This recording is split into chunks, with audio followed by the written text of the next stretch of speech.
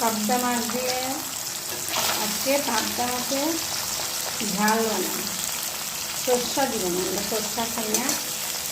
সরষা খেলে আমরা সবাই গ্যাসের প্রবলেম আছে, তার জন্য আমরা সরষা খুব কম খাই। কোনো মানুষ যদি নিমন্ত্রিত করি তাহলে সরষা দিই, আর আমাদের জন্য হলে সরষা দিই। পেঁয়াজ দিয়ে আদা, পেঁয়াজ, কাঁচা লঙ্কা এগুলোকে পেস্ট করে বানিয়ে নিই। টেস্টি লাগে কিন্তু। ধনিয়া পাতা দিয়ে দিই লাস্টে। তার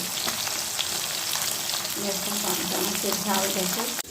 এখানে নিয়ে নিলাম পেঁয়াজ, আদা, কাঁচা লঙ্কা, 3 কোয়া রসুন, ধনিয়া পাতা, বিলাতি ধনিয়া পাতা এখানে একসঙ্গে দিয়ে পেস্ট করে নেব। মাছগুলো ভাজা করে রেখে দিয়েছি। পেস্ট করা জিনিসগুলি দিয়ে দিলাম তেলের মধ্যে, দিয়ে একটু ভাজা ভাজা করব।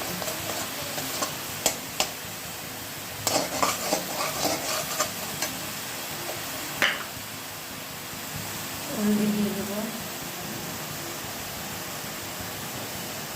লবণ দিয়ে দিব, স্বাদ মতো লবণ,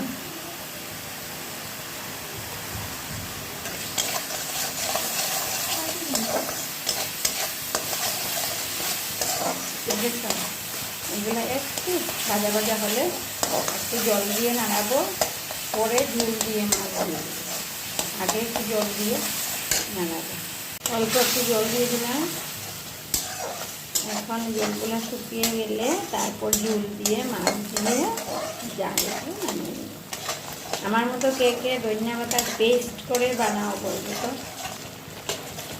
আমি প্রায় সময় কী করি, ধনিয়া পাতা পেস্টের মধ্যে দিয়ে দিই। অনেক সময় মাংস রান্না করলেও পেস্ট করি, যে পেঁয়াজ রসুন এগুলোর মধ্যে দিয়ে দিই। মাছের মধ্যে তো প্রায় সময় দিয়ে দিই। তোমরা কি কেউ করো এরকম ধনিয়া পাতা পেস্ট করে দাও নাকি? ঝুল দিয়ে দিলাম। এখন একে একে মাছগুলি ছেড়ে দিব।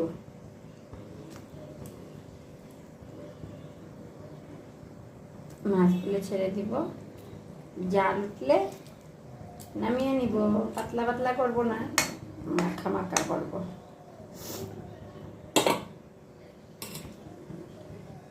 হয়ে যাবে পাবদা মাছের ঝাল।